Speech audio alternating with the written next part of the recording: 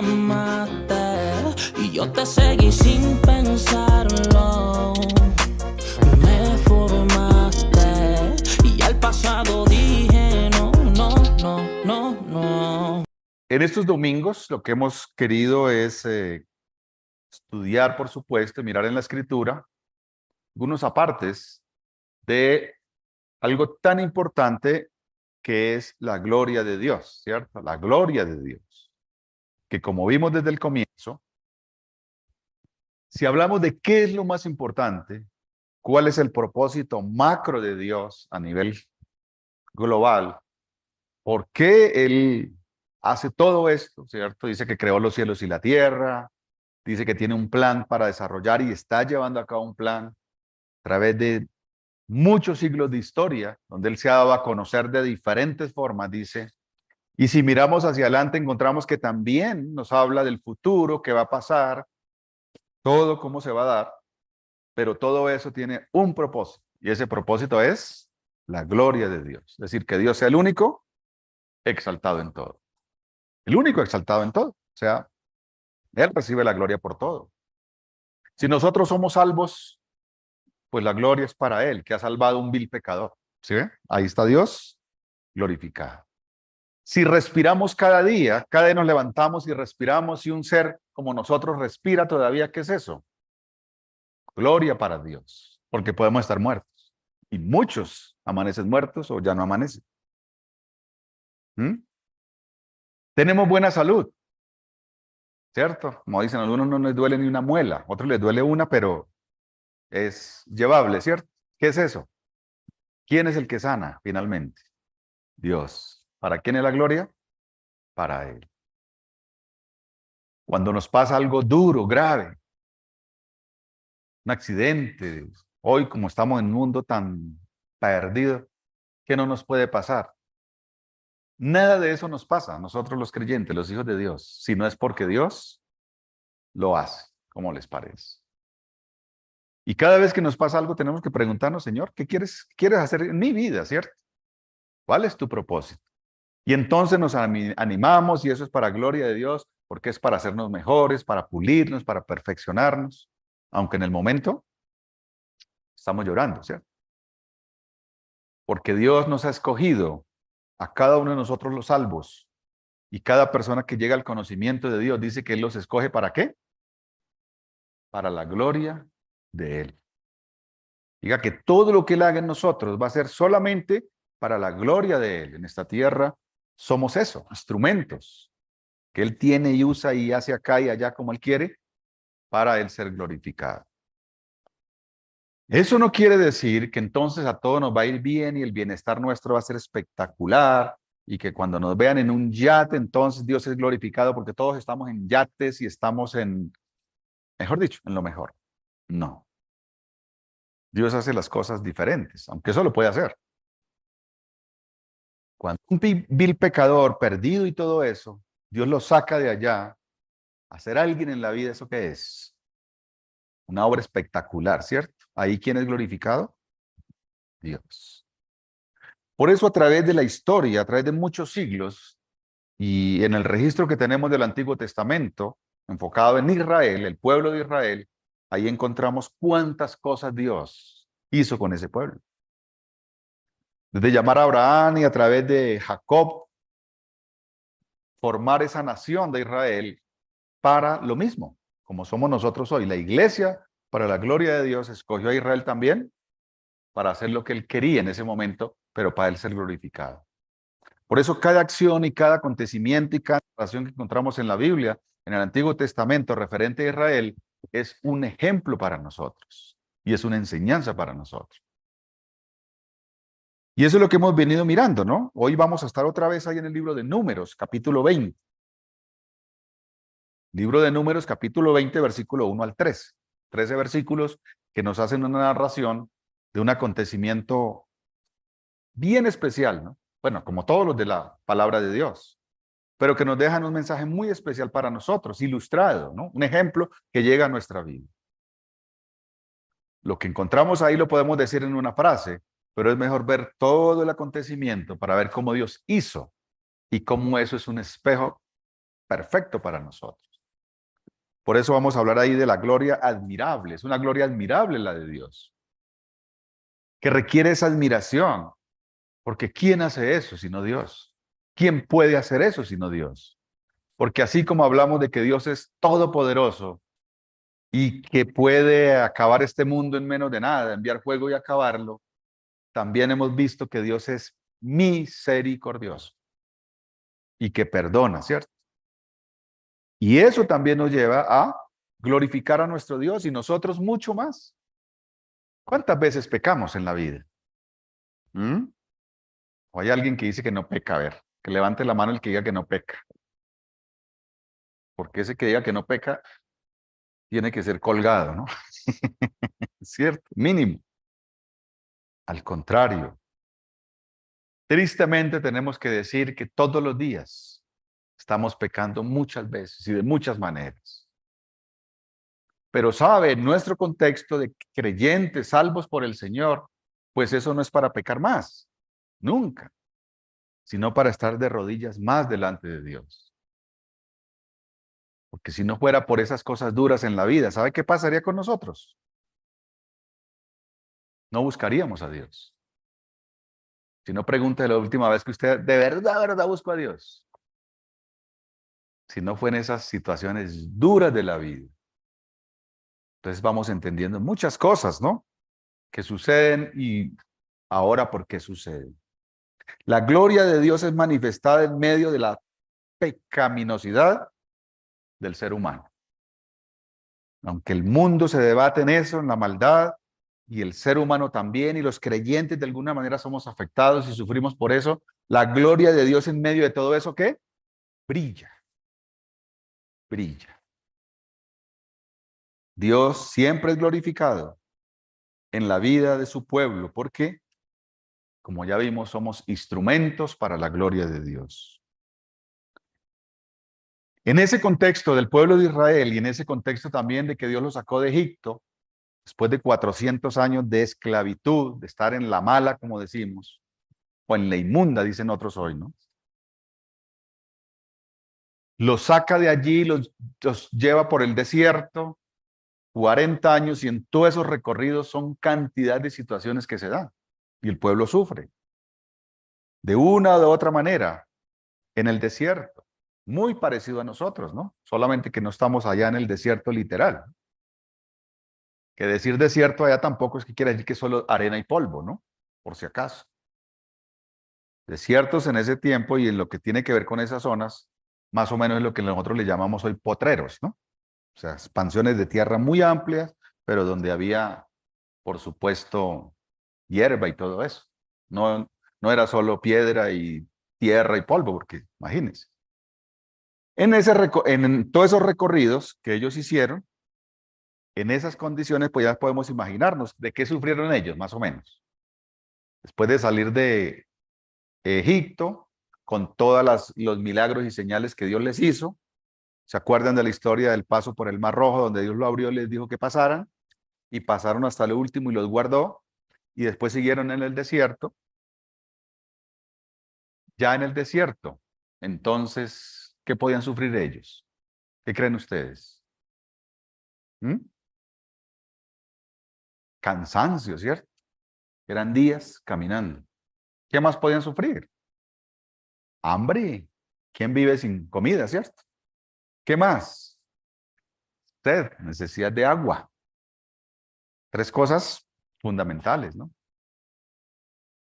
Y seguro muchas otras, ¿no? Porque eso a una se le suman las otras. Nosotros sabemos eso por ser humanos, ¿no? Tantas cosas que se necesitan. Pues ellos vivieron eso. Y en ese ambiente entonces tenemos el texto que hoy vamos a mirar de Números capítulo 20. En ese contexto. ¿Ya tienen números? Sí. Recuerden que está en el Antiguo Testamento, por si acaso. Y nos ubicamos en el capítulo 20, los primeros 13 versículos que vamos a leer. Y ustedes me van a ayudar de a un versículo, ¿sí? Quien quiera leerlo, entonces, espero que lo haga con buena voz para todos. Dice el versículo 1, 21. Llegaron los hijos de Israel toda la congregación al desierto de Zin en el mes primero y acampó el pueblo en Cades y allí murió María y allí fue sepultada. En todos esos recorridos y en todos esos acontecimientos que Dios narra allí en su palabra, encontramos que Dios siempre en su relación con ese pueblo es glorificado. ¿Se dan cuenta? Siempre es glorificado. Es decir, que muchas cosas pasan, pero al final Dios hace juicio y Dios tiene misericordia y Dios perdona, ¿no? En esa relación con su pueblo. Ahí, si ustedes notan en esa narración, hay tres actores principales. ¿Cuáles son? Para que nos enfoquemos por ahí. Uno, Dios, ¿cierto? Jehová, Dios, dice ahí. Otro, el pueblo, que le llama ¿cómo? El pueblo rebelde, dice por ahí. Y tercero, Moisés y Aarón. Digamos, metámoslos en uno solo, ¿no? Que siempre menciona a Moisés, ¿no? Entonces, como esos tres, ¿no? ¿Qué notaron ya en la historia? Así, a simple vista, de esos tres. ¿Notaron algo? No hay problema, porque eso es lo que vamos a ver, pero así a simple vista, leyéndolo y como es una narración, uno le queda como, ¿cierto? Algo claro y otras cosas obvias para investigar. Exacto. Necesidad primordial en este momento, en este acontecimiento, era falta de agua. Ellos tenían sed. Estaban desesperados en ese desierto. Vamos a ver eso. Vamos a partirlo en tres partes y vamos a mirar exactamente, primero, que lo que se deja ver en los versículos 1 al 5, si ustedes notan ahí, es la pecaminosidad del pueblo de Israel. Por ahí en un cántico ahorita decían a este infiel pecador, algo así. ¿Cómo es que dice? Infiel pecador. Esa es una redundancia, ¿no? Que si es infiel, ¿qué es? Pecador, ¿no? Y si es pecador, pues en ese pecado está la infidelidad, ¿no? Pero pues, bueno, es música, ¿no? Para tener en cuenta. Entonces, en esa pecaminosidad de la congregación de Israel, vamos a ver varias cosas. O sea, cómo se ve ese pecado del pueblo en este momento, ¿no? El versículo 1 nos da un dato, como para introducir, donde llegaron los hijos de Israel, llegaron toda la congregación, llegó al desierto de Sin, uno de los tantos allí en el complejo caminar de ellos durante los 40 años, en el mes primero, y acampó el pueblo en Cades, ¿no? Allí pasaron muchas cosas. Y dice que allí murió María. Como el dato que nos deja ahí, histórico, de que murió María. María, por supuesto, está hablando de la hermana de Moisés, que había salido también con ellos. Y allí fue sepultada, ¿no? Entonces, murió allí, un dato, pues, tener en cuenta. Propósito de María, no la dejemos pasar sin recordar algo de ella. ¿Qué recordamos de María? La hermana de Moisés. Sí, en algún momento, ella siendo parte de este pueblo, también se unió con el otro hermano, Aarón, y hablaron mal de Moisés, murmuraron, ¿cómo les parece? Eso se da hasta en la familia, ¿no? La murmuración. Y esa murmuración consistió en algo, en muchas cosas, pero algo sencillo que se deja ver de todo es que un día se les ocurrió por decir, si Dios escucha a este, ¿por qué no nos escucha a nosotros también? ¿Cómo les parece? Iban rebelándose contra su propio hermano, por si acaso, ¿no? Pero desde el versículo 2 en adelante dice, mire lo que dice allí, pues, esta congregación y todo esto. ¿Y por qué no había agua para la congregación? O sea, esa es la razón como tal. Entonces, ¿qué hicieron? Miremos varias cosas. Primero, ¿qué pasó? Se juntaron. O sea, se unieron todos, característica primordial de cuando hay rebeldía. ¿Cómo les parece? Se unieron, se juntaron contra Moisés y contra Aarón, las personas que Dios estaba usando para guiar al pueblo. ¿Qué más hicieron? ¿Qué más pasó? Dice, y habló el pueblo contra Moisés. Entonces, ¿qué pasó? Se juntaron, hablaron contra Moisés. ¿Y qué dijeron? Hay tres cosas que dijeron que nos da una idea muy importante como el contenido de esa rebelión, ¿cierto? Que pues le llamo pecaminosidad porque es un pecado que a veces pocas veces se tiene en cuenta, ¿no? A veces la rebelión no se toma como pecado, el hablar mal de otros tampoco, o sea, todo ese tipo de cosas, pero hay otros que sí escandalizan, ¿no? Eso es para tener en cuenta. Entonces dice primero, después que se juntaron y hablaron contra Moisés, dice, ojalá, note que empieza con esa palabra, creo que está ahí resaltada en el texto, en la pantalla, ojalá. ¿Cuándo normalmente se usa esa palabrita? Ojalá. Recordemos algunas veces que se usa, o que la usan para no meternos nosotros ni meterlo a ustedes. ¿Cuándo se usa esa palabra ojalá? ¿Mm? Ojalá se muriera, ¿no? ¿No lo han escuchado por ahí? ¿Sí? ¿Dónde más se usa? Ojalá se lo lleven, ¿no? Ojalá le pase tal cosa, ¿cierto? Entonces el ojalá siempre es en ese contexto se da, ¿no? Y aquí ellos la usan y dice, ojalá hubiéramos muerto cuando perecieron nuestros hermanos delante de Jehová. Se refería a otro acontecimiento en el desierto donde también se han revelado y allí murieron una cantidad de personas por rebelarse también. Entonces ellos citan eso y dicen, ojalá nos hubiéramos muerto allá. Pero eso era algo sincero, como buscando, oiga, como llamar la atención de Moisés y decirle, oiga, ¿qué hacemos aquí, no? Porque estamos sufriendo. No, eso es lo que se llama un vainazo, ¿cierto? ¿Sí? ¿Es un vainazo o qué más se llama eso? Una indirecta, ¿cierto? O una queja, sencillamente. Las quejas normalmente van relacionadas con la rebelión, cuando alguien se quiere rebelar. Ojalá hubiera pasado esto, ojalá le pasara todo ese tipo de cosas. En el versículo 4 dice, otra vez, otra cosa, perdón, dice, ¿por qué? ¿Sí? ¿Por qué hiciste venir? Ese por qué ahí es una qué? Un reclamo, ¿no? Un reclamo, básicamente. ¿Por qué hiciste venir la congregación de Jehová a este desierto para que muramos aquí nosotros y nuestras bestias? Es decir, ¿por qué nos sacaste de donde estábamos bien? Que eso era ya una parte de lo que ellos venían haciendo durante el desierto. ¿Por qué nos sacaste de Egipto? ¿Se acuerdan de Egipto que tenían ellos? Era lo que siempre recordaban y usaban para, en la queja. Allá teníamos comida, dice. Allá nos daban comidita. Allá nos daban bebida. Allá tenemos agüita. Y en otros textos aclara, allá teníamos pescadito, carnecita, agüita, y en este desierto, nada de eso. Queja de ellos, ¿no? Para morir entonces en este desierto donde no hay nada. ¿Contra quién se estaban quejando? Es la pregunta. Ahí estaba Moisés y Aarón, pero realmente ¿contra quién se estaban quejando? Contra Dios directamente. Y resulta que si miramos atrás el recorrido que ellos llevaban, sí, sufrieron varias cosas, ¿no? Pero no se acuerdan de que Dios les había abierto el mar rojo para que pasaran. No se acuerdan que Dios siempre andaba en una nube, ¿cierto? Iluminándoles o guiándoles. No se acuerdan de las muchas señales que hizo para sacarlos de Egipto. Y sí se acordaban del pescadito y la carnecita y todo eso. ¿Cómo les parece? Humanos, ¿cierto? Humanos.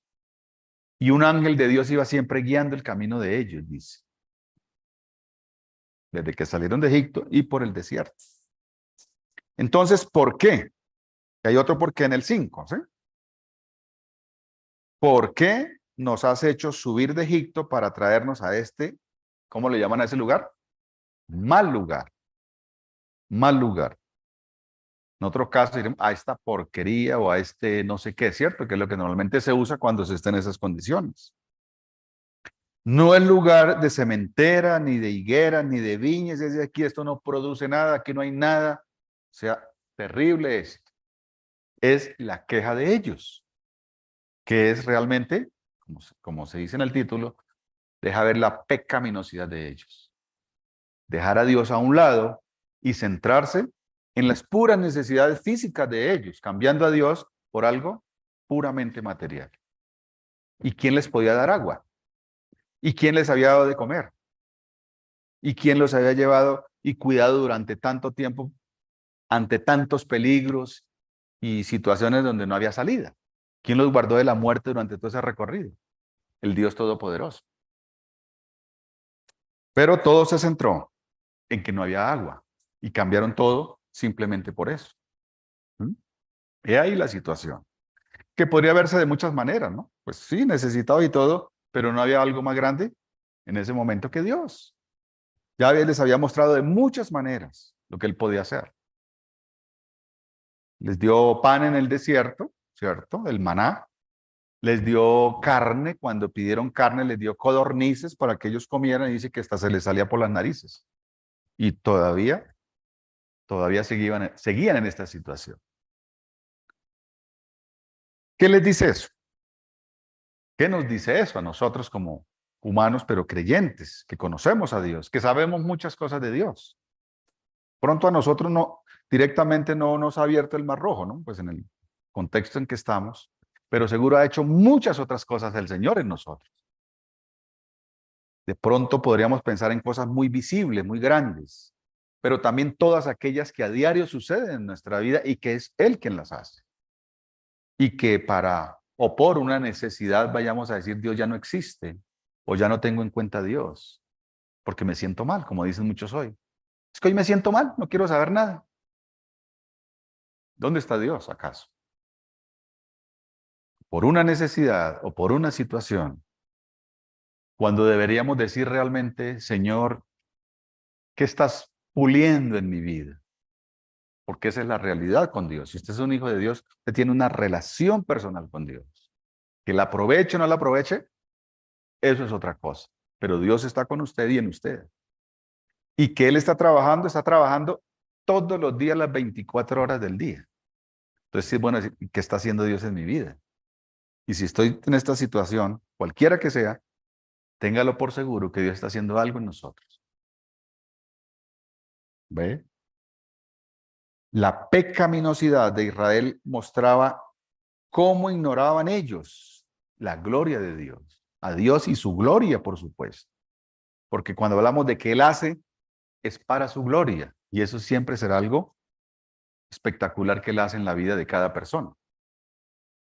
Ignorarlo es lo peor que nos puede pasar. Miremos la segunda parte, ¿no? Del 6 al 11. Esa gloria admirable de Dios en medio de la rebeldía. Pero lo interesante aquí es que no fue solamente la rebeldía del pueblo, sino, como dice mucho, ¿y qué esperar de los líderes? ¿Cierto? De los líderes, de Aarón, de Moisés, tremendos estos hombres, pero que si no leemos bien y miramos los detalles, decimos, o los endiosamos, ¿no? Diciendo que, uy, qué hombre, ¿no? De hecho, Moisés, dice la Escritura, que fue el hombre más manso sobre la tierra, como les parece, el más manso. Pero vamos a ver una de sus andanzas, ¿no? A ver qué pasó. Dice el versículo 6, y se fueron Moisés y Aarón de delante de la congregación a la puerta del tabernáculo de reunión. ¿Y qué pasó con ellos? Se postraron sobre sus rostros, cara en tierra, humillados delante de Dios. Porque ¿qué habían acabado de escuchar de la congregación? Pues todo ese repertorio, ¿no? Quejas y vainazos y de todo, y todo eso. Ahora ellos ¿qué hacen? Entonces van y se postran sobre sus rostros. Y cuando se postran, entonces dice que la gloria de Jehová, ¿qué pasó? Apareció. Pues ya mencionábamos, una columna de fuego, una nube, y desde ahí Dios hablaba a ellos en ese momento. Eso es lo que se deja ver. Y entonces habló Jehová a Moisés diciendo, Dios le habla a Moisés, y le dice, bueno, ¿qué hacer?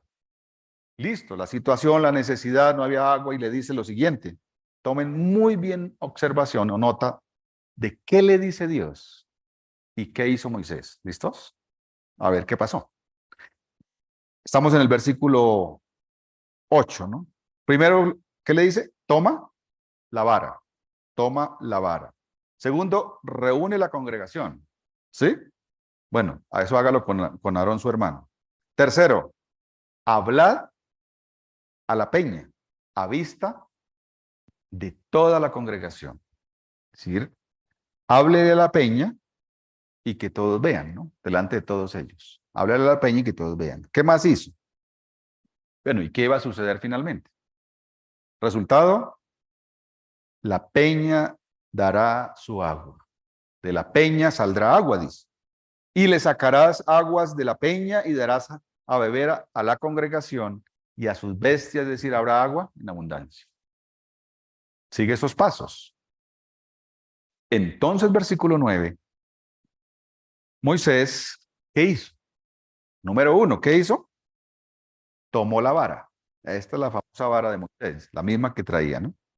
De delante de Jehová la tomó, como él le mandó, dice. Versículo 10. Reunieron entonces la congregación. ¿Hasta ahí vamos bien? Sí. Reunieron la congregación delante de la peña. Y les dijo, Moisés le dice a la congregación, ¿qué les dice? Oíd ahora, rebeldes, ¿os hemos de hacer salir agua de esta peña? ¿Hasta ahí vamos bien? ¿O qué pasó? ¿Sí va bien, seguro? ¿Quién lo cogió? ¿Qué pasó? Podemos decir, ¿dónde se torció Moisés? ¿Ah? ¿Qué le dijo Dios? Repasen los 4 pasitos anteriores.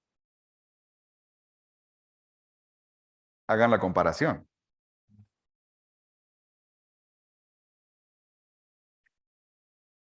Repasémoslos, ¿les parece? ¿Qué le dijo Dios? Toma la vara, reúne la congregación, abre a la peña, ¿sí? Delante de ellos. 3 cositas, no más. ¿Qué hizo Moisés entonces? Primero, tomó la vara. Muy bien, ajustado a lo que Dios le dijo. Segundo, reúne la congregación. Y tercero, le habló fue a ellos y no le habló a la peña. ¿Se dan cuenta? ¿Cómo es fácil de torcerse? ¿Y cómo es fácil de torcer las cosas de Dios? ¿Y cómo es fácil de vivir torcidos? Nos desviamos fácilmente. Entonces, ¿qué hace Moisés? En vez de hablarle a la peña, le habla a la congregación y les da un pequeño regaño, ¿no? Rebelde les dice. Dios le dijo que hablara con ellos y los sermoneara y los regañara y todo eso. No, Dios le dijo, háblele a la peña. Sí, estamos ahí. Háblele a la peña. Entonces, ¿qué pasó? Entonces alzó Moisés su mano y ¿qué más hizo? Súmele eso que golpeó la peña. ¿Dios le ha dicho que golpeara la peña? No le dijo que golpeara la peña. De ahí podría deducir que de pronto, pues con el regaño que les pegó, tenía más o menos una cuanta piedra ahí. Aparte de eso, le golpeó la peña con su vara y 2 veces le dio la peña, ¿no? ¿Qué pasó con Moisés entonces? ¿Qué podemos decir y aprender ahí? Que a la instrucción de Dios, él no la siguió. Tomó una parte de esa instrucción, pero en la otra la hizo a su manera, como a él le pareció. Claro, toda esta gente quejándose y con ganas de agua y todo eso, pero mire todo lo que hacen, se vienen contra mí, que hay un texto paralelo en Éxodo 17:6 que también narra y nos cuenta algunas cosas más de esta historia. Entonces, frente a esa situación que hace, pues les pega tremendo regaño y golpea la peña. Se desvió. Espejo perfecto, ¿no? Ejemplo perfecto para nosotros. A veces las cosas de Dios son así, las entendemos muy bien, y sí, Dios dice que hagamos esto y esto, pero decimos, pero a mí me parece que mejor por allí. Entonces tomamos una parte de Dios y otra parte de la tremenda sabiduría humana que creemos nosotros que está por encima de Dios. Y ahí nos desviamos. Dios cambia frente a eso. Así el Moisés o el líder se tuerza o así el creyente se tuerza frente a la instrucción. Dios cambia sus planes. ¿Qué pasó finalmente? Dios, ¿qué le dijo a Moisés en la instrucción? Y ella dará su agua. Si lo haces como yo te digo, dará su agua. Moisés se torció y le sumó todas estas cosas y hasta golpeó la peña. ¿Y qué pasó al final? Y salieron muchas aguas. ¿Dejó Dios de darles agua por la rebeldía de ellos y de los líderes? No, no lo cambió. Dios suplió la necesidad de agua para todos, por encima de la pecaminosidad o de la rebelión del mismo pueblo. Sin embargo, Dios les dio agua. ¿Cuántas veces y de muchas maneras Dios nos dice a nosotros que Él nos sustenta, que Él es nuestro escudo, que Él nos cuida? ¿Dios va a cambiar eso? No lo va a cambiar. Pero Él es justo y por supuesto todo este pueblo, ¿qué pasa? ¿Y qué pasó? Sufrió por esa situación. Pero Dios nunca dejó de proveer lo que era necesario para ellos. La gloria de Dios, esa gloria admirable en medio de la rebelión de ellos, ¿se da cuenta? ¿Qué resaltamos? ¿La rebelión del pueblo o la provisión de Dios en medio de todo eso? Pues lo que resalta es lo maravilloso de nuestro Dios. Que en medio de esa situación tan terrible y horrible, como quieran llamarla, sin embargo, Dios les da agua en abundancia. Lo que Dios quiere es que le exaltemos, que le glorifiquemos. Porque tristemente para el ser humano caído, lo que bien sabía hacer y perfectamente es, ¿qué? Pecar. Pecar, sí. Eso sí sabemos hacer, todo el tiempo. Pero lo que Dios hace, lo hace solo Él. Y en medio de una situación donde, por supuesto, absolutamente nadie merecía ni agua. Y podríamos hasta darle razón a Moisés, ¿no? Bien, Moisés, yo creo que ¿cierto? Le daríamos un aplauso por coger y vaciar a todo ese pueblo por rebelde. Pero no, vea que no. El centro es Dios y la gloria es Él, que les dio agua a pesar de toda su maldad. Entonces la congregación, hubo agua para la congregación, para las bestias y todo esto, ¿no? Según Éxodo 17:6, esa es la misma peña de Oreb, ¿no? De la que cantamos a veces, que dice que Cristo es la peña de Oreb que está brotando y que encaja perfectamente. Porque Cristo es la peña de Oreb, es decir, es esa fuente de agua que está ahí disponible para todos, por más rebeldes que seamos. Para salvar y para encontrar allí esa frescura en la vida cristiana y poder caminar con Él, ¿no? Eso lo puede leer usted ahí en Éxodo 17, ahí encontramos esa parte. Entonces, mire el asunto, ¿no? Para tenerlo en cuenta. Y la tercera parte, entonces, versículos 12 y 13. Ahí vemos la gloria de Dios manifestada en hechos y en todos estos hechos gloriosos, ¿no? Porque a veces pensamos que gloria para Dios si hace algo espectacular. Por ejemplo, si hace un milagro de sanidad, entonces, uy, exaltemos a Dios porque sanó a alguien que ya le daban 8 días de muerto, ¿no? Digo, para morir. Entonces, ahí sí, gloria a Dios, ¿no? Oiga, pero ¿cuántas veces Dios nos perdona? ¿No es para glorificarle de la misma manera? ¿Cuántas veces Dios tiene misericordia? ¿No es lo mismo? ¿No deberíamos darle más gloria por eso? Y los beneficiarios somos nosotros. ¿Mm? ¿Cuántas veces tiene Dios misericordia? ¿Cuántas veces hacemos cosas donde merecíamos lo peor? Nos salva de tantas cosas. ¿Tiene sentido alabar a Dios? No solo el domingo juntos, ¿no? Y glorificarlo y venir concentrados y juntos decir, Señor, te alabamos y pensar en todo eso que Dios hace en la semana, ¿no? Y de todas las otras maneras que Dios nos permite adorarle a Él. Y a veces, como que uno llega el domingo y dice, pero ¿por qué, cierto? ¿Por qué adora a Dios? Como si no hubiera pasado nada. Eso es lo mismo que le pasó al pueblo. Ignorarlo totalmente. Y más bien decimos, uy, no, es que vengo tan cargado, llevado. Porque está sufriendo algo. Pero olvide todo lo que Dios ha hecho y cómo le ha mantenido y le ha dado y todo eso durante la semana. Yo no voy a hacer como Moisés hoy, no se preocupe. Sí. Ni vamos a golpear la peña hoy. Porque Dios tiene misericordia y nos perdona y nos limpia, dice, de todo pecado. Y eso es lo que tenemos que hacer. En el versículo 12 dice, y Jehová dijo a Moisés y a Aarón, ¿qué les dice? Por cuanto no creísteis en mí, ve las cuentas que le pide. ¿Cuál fue el problema de ellos? No creer. ¿Y cuántas veces confesamos nosotros y reconocemos que no creemos lo que Dios dice? Dios le dice, por cuanto no creísteis en mí para santificarme delante de los hijos de Israel. Ahí esa palabra santificarme es bien interesante porque quiere decir hacer pronunciar. No, no es santo de que pues intervengan o ¿cómo se llama? Hagan algo para que Dios aparezca como el santo, ¿cierto?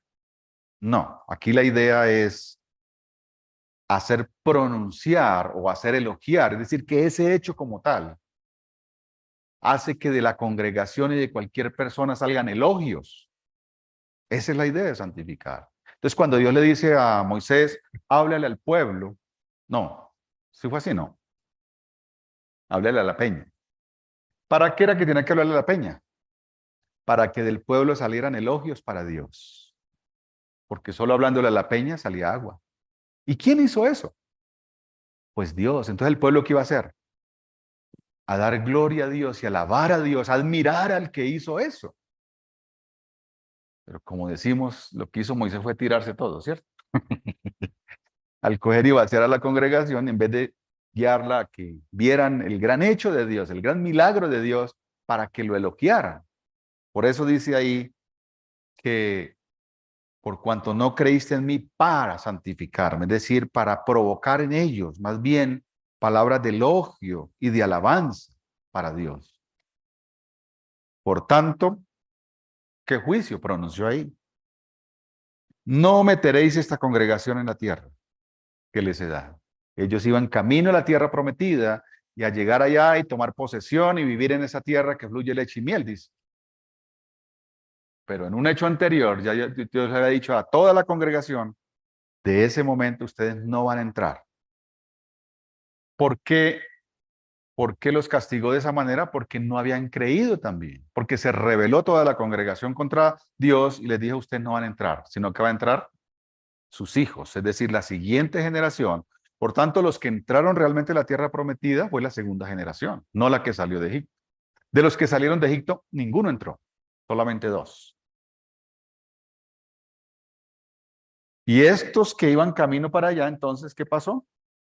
Aquí, por lo mismo, por no creerle a Dios, por rebelarse contra Él, entonces Dios le dice, ustedes no van a entrar. Ustedes no van a ser los que van a guiar esta congregación y a entrar a la tierra prometida. ¿Cómo les parece? Porque no creyeron a Dios y no hicieron que Dios fuera glorificado. Por eso dice el versículo 13, estas son las aguas de la rencilla, porque lo que hubo ahí fue pelea, rencilla y rebelión de todo eso, ¿no? Por las cuales contendieron los hijos de Israel con Jehová. Note que aquí no dice que con Moisés. Contendieron los hijos de Israel con Jehová. La cosa es contra Dios y fue contra Dios, no fue contra ellos. ¿Y él qué hizo? Miren esa frase tan bonita, ¿no? Y él se santificó en ellos. Se santificó y él se glorificó en ellos. ¿Cómo? ¿Cómo se glorificó Dios en ellos? Dándoles agua.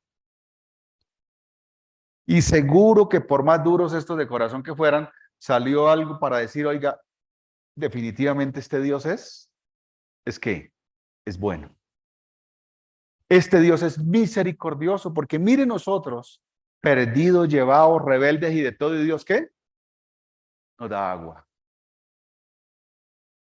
¿Es eso parecido a nuestra condición?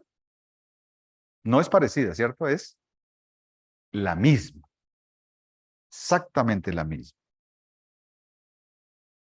Sino que a veces en nuestra vida tratamos de pensar diferente. Cuando decimos que yo estoy mal, yo he hecho esto mal, y uno dice, seguro Dios me va a castigar. Por ahí dicen unos todavía, ¿no? Otros dicen, pero es que como no he buscado a Dios, he estado como mal, seguro me va a ir mal. Y vivimos en un mundo de esas cosas, ¿cierto? Y si hemos tenido por atrás contacto con cosas raras, pues todo eso llega a la mente para perturbarnos peor. Pero saben, nuestro Dios es que si nos ha escogido, nos ha salvado, nos ha hecho sus hijos, ¿qué va a hacer Dios? Siempre nos va a sostener. Siempre nos va a cuidar. Siempre nos va a sustentar. Aunque usted haga maldad. porque esa maldad, como notan ahí, Dios la trata y sufrimos. Pero Dios nunca va a dejar de cumplir su plan y sus promesas para con nosotros. ¿No le anima eso? Si ellos allá en su interno seguro que alabaron a Dios después, porque dice, Él se santificó en ellos, Él provocó esos elogios, ¿cierto? Para Dios, para Él mismo, ¿no? Y es que si yo veo que eso, y sin embargo Dios me sostiene, pues es casi imposible que de mí no salgan palabras de elogio para Dios. Pero a veces estamos esperando que Dios nos haga cosas bonitas para poder un día decir, Señor, te alabo hoy, porque tengo todas las cosas bien. Eso esperamos. Pero cuando es la obra que Dios está haciendo de diferentes formas en nosotros, entonces lo ignoramos. Esa es la gloria admirable de Dios, que es manifestada en hechos gloriosos que afectan nuestra vida, como afectaron la vida de ese pueblo. ¿Ve? Por eso la pecaminosidad del hombre, la rebeldía del hombre jamás podrá opacar la gloria de Dios. Dios se va a glorificar porque depende de Él, de su plan y de su propósito que Él tiene, por supuesto, dentro de todo esto. Por eso los importantes no somos nosotros, el importante es Él. Y de nosotros nos corresponde buscarle, aprender, conocerle, ¿cierto? Como Él es, como Él es. Así que el ánimo hoy es a eso. Persista, persista en el estudio de la palabra de Dios. Dios se está revelando allí. Lo de Él, quién es Él, qué hace, pero también nos está diciendo a nosotros qué hacer. Y si no lo hacemos, ¿qué estamos haciendo? Respondamos tomando el ejemplo del pueblo. Si eso estamos haciendo, decir, ¿sabe que estamos ignorando a Dios? Y entonces, ¿por qué le vamos a alabar? ¿Qué vamos a decir? Y tal vez Dios diga, bueno, ¿por cuánto qué? No creíste en mí. Y entonces vienen consecuencias. No que no vamos a ser salvos, como ellos no fueron a entrar a la tierra. Pero sí sufrir las consecuencias de muchas cosas que simplemente las llevamos porque no creemos en el Señor, ¿cierto? En lo que Él dice. No las tomamos en cuenta, sino que lo ignoramos. Entonces la gloria de Dios es manifestada en medio de la pecaminosidad del ser humano y aún de los creyentes. Nunca. Como esto es así, entonces yo sigo pecando. Yo le digo esto, ¿no? Inténtelo. Y tome eso para que siga pecando. Porque eso no depende de usted, depende de Dios. Si usted es un hijo de Dios, Dios lo cuida. Si usted es un hijo de Dios, Dios lo va a corregir. Si usted es un hijo de Dios, va a ir al cielo. Todas esas son verdades. Entonces, ¿qué nos va a preocupar a nosotros? Cualquier cosa de esas, ¿no? Lo cierto es que Dios quiere que le conozcamos y que creamos en Él y caminemos con Él. Eso es lo que Él quiere. Y esa es la invitación a Él. Y disfrutemos de tanta maravilla, ¿sí notan? De Dios. Tantas. Y mientras pasamos esta etapa en esta tierra, pues lo que viene es lo glorioso. Siempre hemos repetido algunas frases como estas, ¿no? ¿Usted está pensando en descansar de verdad? Que a veces se queja, ay, pero no tengo descanso. Ay, ya corre, corre, corre y no descanso. Pues hágase a la idea que como creyente va a descansar es en la eternidad. Aquí no va a descansar. Esa es la pura verdad. No es que no puedo reunirme con los hermanos y esto porque es que tengo que descansar. ¿Qué puso a hacer? Evalúelo. Cuando debe aprovechar cada minuto, cada hora, cada espacio para crecer y estar eso, siendo un instrumento para la gloria de Dios. Claro, en el trabajo, en lo que tiene que hacer, todo eso. Pero haga la idea que no va a descansar acá. Por eso muchos le llaman descanso hoy a muchas cosas, ¿no? Pero que a la larga no es descanso. El modelo de descanso lo dejó el Señor terminando la creación. Dice, ¿y qué hizo Él? Reposó. ¿Y cuál es la idea de que Él reposó allí? Reposó de gozo al ver que la obra estaba terminada. ¿Dónde vamos a tener reposo nosotros? Cuando esto termine. Cuando el Señor aparezca y entonces ya la iglesia se completó y nosotros decimos, reposemos. Pero mientras estemos aquí, Él nos tiene para trabajar, para servir, ¿cierto? Porque eso es lo que Él ha dicho. Amén. Bueno, oremos entonces. Démosle gracias a Dios por estar en nuestras vidas y no nos cansemos de eso. Y de alabarle por estar en nosotros, con nosotros. Padre, te adoramos este día por ser ese Dios grandioso y maravilloso. Señor, que has hecho tantos y tantas obras en nosotros y en la vida de cada uno aquí y a través de la historia, Señor, con este pueblo de Israel, con nuestros hermanos en el pasado, con nosotros ahora, Señor, son innumerables los hechos. Perdónanos, Señor, por ignorarte en tantos momentos y de tantas maneras. Pero gracias por ser ese Dios que no cambias, sino que tus promesas son reales, que nos sostienes, que nos sustentas, que nos alientas, que nos sanas, Señor, que nos aseguras un futuro incomparable. Gracias, rogamos nos ayudes a ser esos valientes, escudriñadores de tu palabra, que buscamos allí cada vez más acerca de ti, cómo eres, Señor, qué dices, qué haces, y podamos cada vez prepararnos más para esa eternidad que nos has regalado. Y gracias porque eso es la fuerza para vivir aquí en esta tierra, Señor, entregándolo todo para que tú seas glorificado. Y vivir disfrutando de esa gracia tuya y de ese perdón y de todas aquellas cosas que tú haces día tras día por nuestra condición hasta el momento, Señor, hasta llegar a esa perfección que tú nos darás en su momento cuando vengas. Gracias, Señor. Rogamos que esta semana sea una semana así, de conciencia de lo que has hecho de nosotros y de lo que tenemos porque tú nos lo has dado. Gracias, Señor, en Cristo Jesús. Amén.